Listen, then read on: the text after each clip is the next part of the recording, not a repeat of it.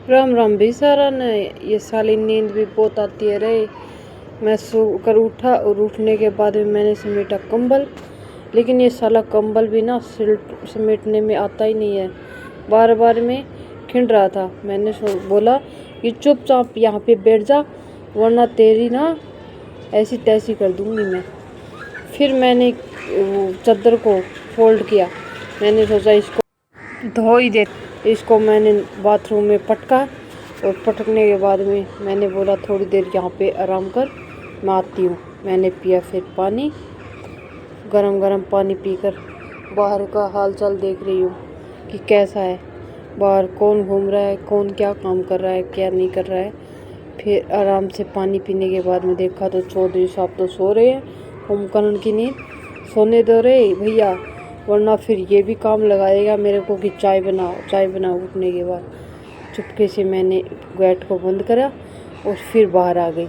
बाहर आकर देखा तो ये कुरियर वाला, आज तो कुरियर आएगा। कुरियर पता नहीं है हमारे घर पे ही आएगा या किसी और के घर पे। जब कुरियर आता है ना तो उसको फाड़ कर देखने में बहुत ज़्यादा मज़ा आता है। किस किस को आता है बताना ज़रूर। और फिर ये चला गया कुरियर वाला, तो ये तो हमारे घर आया भी नहीं।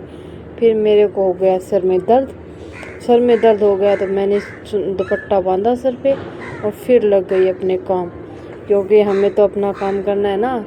फिर मैंने पोछा लगाया, चमका दिया फर्श को अच्छे से। उसके बाद में फिर मैं लग गई और काम मैंने फिर चौधरी साहब उठ गए और देखो मैंने बनाई सुबह कढ़ी।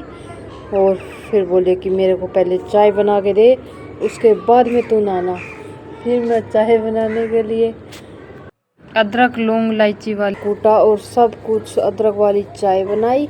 और ये बड़ा गिलास चौधरी साहब के लिए बनाया और मैंने अपने लिए छोटा कप बनाया। आप सबको भी चाय पीनी है तो अपने अपने घर। हम दोनों ने पी चाय की चुस्की ले लेके मज़े से चाय पी। और चाय पीने के बाद में फिर मैं अपने काम फिर से लग गई, क्योंकि अरे भैया जब तक हम काम करते रहते हैं ना, ऐसे लगता है कि हम इस घर की महारानी है या नौकरानी है। ऐसे लगता है कि हम नौकरानी है, इसलिए तो सुबह से शाम तक हो जाती है, काम तो ख़त्म होने का नाम ही नहीं ले रहे। फिर शिवाय को मैंने नहलाया और उसको रेडी किया। रेडी करने के बाद में बोला कि मम्मी मेरे को भी भूख लगी है। मैंने बनाई गरम गरम बाजरे की रोटी, और टिंडी की तो हमारे पास है नहीं, इसलिए मैंने डाला जो डब्बे वाला घी आता है वो डाला। और कढ़ी और बाजरे की रोटी और साथ में लस्सी हो ना तो मज़ा ही आ जाता है। मैंने ये रोटियां बनाई, लेकिन मेरे को इतनी अच्छी सी रोटियां नहीं बनानी आती रे पापा। मैंने छोटी सी रोटी बनाई और अच्छे से बना के फिर शिवाय को अपने हाथों से खिलाई। वैसे तो ये जब छोटा सा था ना तब से अपने आप ही खा लेता है, लेकिन मैंने अपना दिमाग चलाया, अगर ये खुद से खाएगा तो फिर ये अपनी ड्रेस भी गंदी करेगा और साथ में गरम अगर रोटियां मुंह में चली गई ना तो फाले हो जाएंगे, फिर मेरे कोई दिक्कत होगी। इसलिए मैंने अपना दिमाग लगा के चल आज मैं आपको खाना खिलाती हूँ। तो ये भी बोला कि ठीक है मम्मा आप मेरे को खाना खिलाना।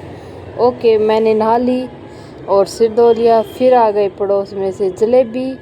हमने जलेबी का एंजॉय किया, बहुत अच्छी थी जलेबी। तो जलेबी खा के फिर हम सो गए। उसके बाद में शाम का खाना बनाया। मैंने बनाया आलू की सब्ज़ी और साथ में परांठे। चौधरी साहब को जाना था आज घर पे, लेकिन पता नहीं क्या हो गया, ये नहीं गए और इन्होंने खाया घर पे ही खाना। ये छिपकली मेरा पीछा ही नहीं छोड़ते हैं। और फिर चौधरी साहब चले गए